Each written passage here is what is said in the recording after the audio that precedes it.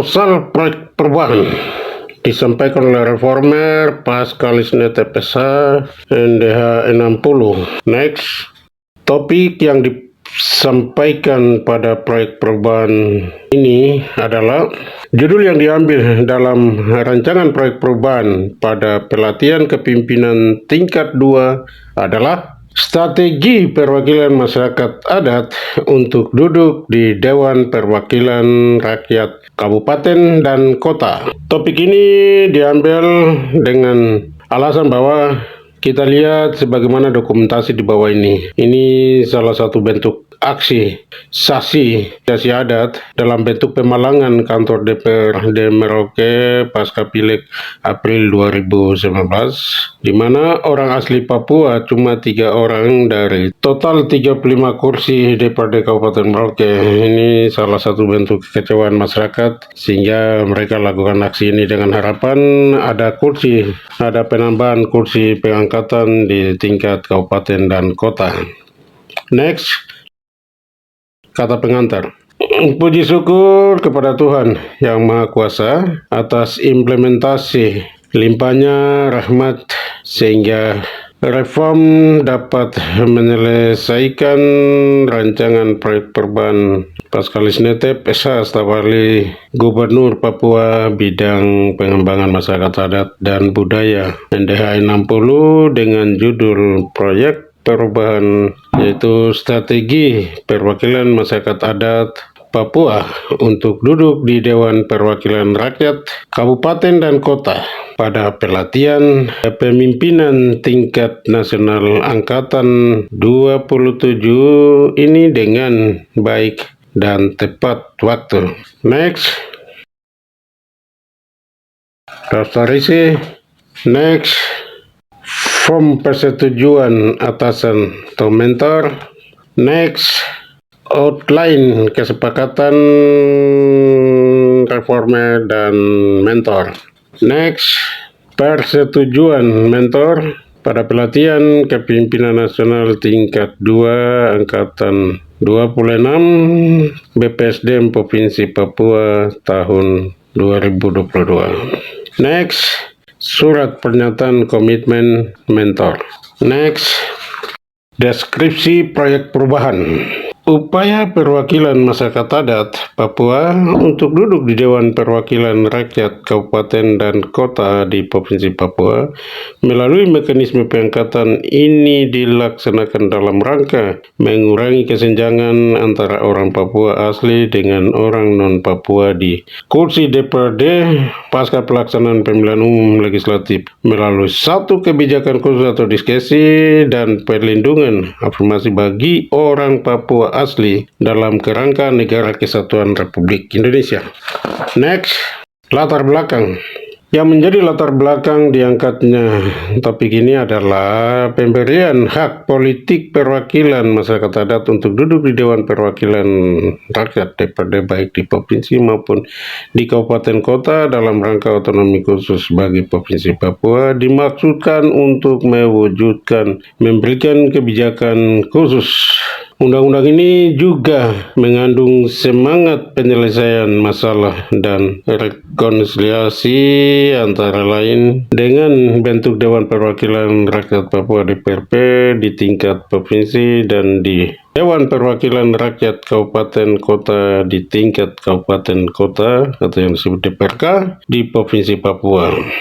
Selain keberadaan Dewan Perwakilan Rakyat Daerah DPRD, pembentukan DPRP dan DPRK ini dimaksudkan untuk mengakomodir orang asli Papua pada masalah pengisian kursi wakil rakyat. Next, tujuan. Yang menjadi tujuan dalam paper ini adalah yang pertama, tujuan jangka pendek. Dalam tujuan jangka pendek, kita akan jumpai membuat rancangan Perdasus tentang pengangkatan kursi otsus. Yang kedua adalah tujuan jangka menengah. Tujuan jangka menengah ini adalah konsultasi publik atas Raperdasus. Yang ketiga adalah tujuan jangka panjang atau tersedianya Pegasus. Manfaat proper ini yang menjadi manfaat yaitu ada yang pertama itu bagi organisasi, mempermudah setiap orang Papua asli untuk duduk di Dewan Perwakilan Rakyat Kabupaten Kota di Provinsi Papua. Yang kedua adalah bagi pemerintah daerah untuk meningkatkan dan mengaktualisasikan efektivitas pelaksanaan otonomi khusus di Provinsi Papua. Dan yang ketiga adalah bagi stakeholder. Masyarakat adat dapat memiliki payung hukum yang dapat melindungi mereka untuk duduk di Dewan Perwakilan Rakyat Kabupaten dan Kota di Provinsi Papua yang disampaikan oleh pemerintah Provinsi Papua. Next, milestone proyek perubahan, milestone jangka pendek. Milestone jangka pendek itu ada beberapa kegiatan yang dilakukan, antara lain melakukan sosialisasi dalam bentuk rapat adat sasi dengan melibatkan Rektor Uncen, anggota DPRP dari kursi pengangkatan, tokoh masyarakat adat Malin, Bapak John Grupa Gepse, mantan Bupati Merauke, para pemangku adat, dan masyarakat adat wilayah adat Anim di Merauke. Di sini terlihat staf ahli Gubernur bidang pemberdayaan masyarakat adat dan budaya Papua menjelaskan tentang hak politik masyarakat adat Papua untuk duduk di kursi DPRK dari mekanisme pengangkatan dan sekaligus menyerahkan rancangan gubernur kepada Bupati Merauke mewakili pemerintah untuk proses lebih lanjut. Next, juga reformer melakukan konsultasi dengan mentor tentang topik rancangan proyek perubahan pelatihan kepemimpinan nasional tingkat 2 Angkatan 16 Provinsi Papua, yakni strategi perwakilan masyarakat adat untuk duduk di Dewan Perwakilan Rakyat Kabupaten dan Kota sebagai hak konstitusi masyarakat adat untuk duduk di Dewan Perwakilan Rakyat Kabupaten Kota melalui mekanisme pengangkatan di Provinsi Papua. Juga reformer melakukan konsultasi rancangan proyek perubahan pelatihan kepemimpinan nasional tingkat 2 ini, angkatan 26 ini, dengan Bapak Dr. Andes Muhammad Musaad, asisten pembangunan dan Kesra Setda Provinsi Papua, tentang fokus wilayah adat yang dijadikan sebagai sampel proper.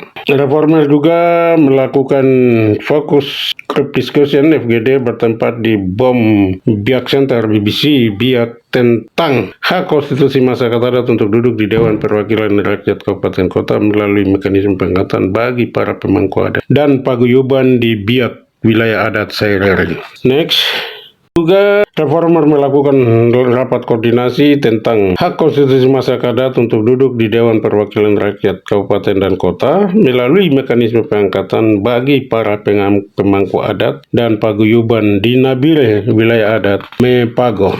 Next, setelah melakukan beberapa rangkaian kegiatan di 3 wilayah adat se-Provinsi Papua, yakni Anima, Saireri, dan Mepago, hal tersebut setelah mendapat hasil diskusi dengan masyarakat di 3 wilayah adat, reformer juga melakukan konsultasi rancangan peraturan gubernur tentang strategi perwakilan masyarakat adat Papua untuk duduk di Dewan Perwakilan Rakyat Kabupaten Kota di Tanah Papua ini berkenaan dengan hak konstitusi masyarakat adat untuk duduk di Dewan Perwakilan Rakyat Kabupaten Kota melalui mekanisme pengangkatan dengan Deputi 1 Poldagri, Kementerian Koordinator Politik Hukum dan Keamanan Polhukam RI, Bapak Brigjen TNI Wahyu Handono di Jakarta. Next, pemetaan stakeholder. Pemetaan stakeholder ini sangat berpengaruh. Di situ ada laten, promoter, defender, dan apatetik. Laten terdiri dari Badan Kesbang Pol Papua, Biro Tata Pemerintahan, Biro Hukum, sementara di promoter terdiri dari Gubernur Papua, Sekda, staf ahli, asisten Sekda, lembaga masyarakat adat. Defender di sini masyarakat adat Papua dan MRP, kemudian di apatetik ini pelaksana pada staf ahli, juga masyarakat non Papua. Next, rencana marketing. Rencana marketing yang pertama adalah identifikasi stakeholder dan strategi komunikasi. Stakeholder internal, dan stakeholder eksternal. Stakeholder internal terdiri dari gubernur, sekda, para asisten, Kesbangpol, biro tata pemerintahan, 6 biro hukum. Stakeholder eksternal terdiri dari tokoh masyarakat adat, tokoh gereja, MRP, DPRP, dan LMA. Next, rencana strategi marketing. Ini kita lakukan identifikasi stakeholder. Di sana ada stakeholder internal dan stakeholder eksternal. Stakeholder internal terdiri dari gubernur, sekda, asisten, Kesbangpol, biro tetap, dan biro hukum. Eksternal ini terdiri dari LMA, tokoh gereja, masyarakat adat, MRP, DPRP, paguyuban. Next, analisis stakeholder. Para stakeholder seperti lembaga masyarakat adat, tokoh masyarakat adat, paguyuban Nusantara, tokoh agama. Setelah reforma melakukan sosialisasi, rapat koordinasi maupun fokus grup diskusi di beberapa sampel wilayah adat tentang upaya perwakilan masyarakat adat Papua untuk duduk di Dewan Perwakilan Rakyat Kabupaten dan Kota di Provinsi Papua melalui mekanisme pengangkatan, di mana hak konstitusi masyarakat adat untuk duduk di Dewan Perwakilan Rakyat Kabupaten dan Kota melalui mekanisme pengangkatan perlu untuk direalisasikan, dan LMA sebagai satu-satunya lembaga yang mewadai komunal kolegial di tanah Papua diberi kewenangan oleh gubernur untuk melakukan rekrut anggota Dewan Perwakilan Rakyat Kabupaten dan Kota di tanah Papua. Next, strategi marketing. Yang pertama adalah customer atau pelanggan, terdiri dari masyarakat adat, orang Papua asli, dan pemerintah Provinsi Papua. B. Produk. Produk yang dihasilkan adalah data orang Papua asli berbasis wilayah adat dan peraturan gubernur. Branch. Masyarakat adat Papua asli menjadi anggota DPRK melalui jalur pengangkatan. Yang kedua adalah kualitas hidup masyarakat adat meningkat, dan yang ketiga adalah konflik kesenjangan berkurang. D. Place. Tempat itu staf ahli gubernur, biro hukum, biro tata pemerintahan, badan Kesbangpol. E. Promotion. Promotion ini melalui sosialisasi, prosesi adat atau sasi, rapat koordinasi, FGD, media elektronik, dan sebagainya.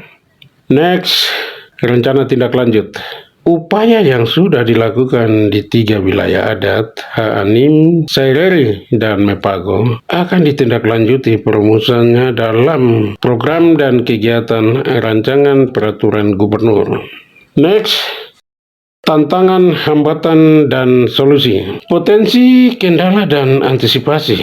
Di sini ada potensi, kendala, dan strategi mengatasi. Potensi kendala ini meliputi kurangnya dukungan dari mitra yang lain. Yang kedua adalah strategi mengatasi. Kita juga punya strategi mengatasi, yaitu melakukan komunikasi dan koordinasi. Yang kedua adalah sosialisasi. Yang ketiga adalah merekrut masyarakat adat Papua asli yang memenuhi syarat sesuai dengan basis data orang Papua asli.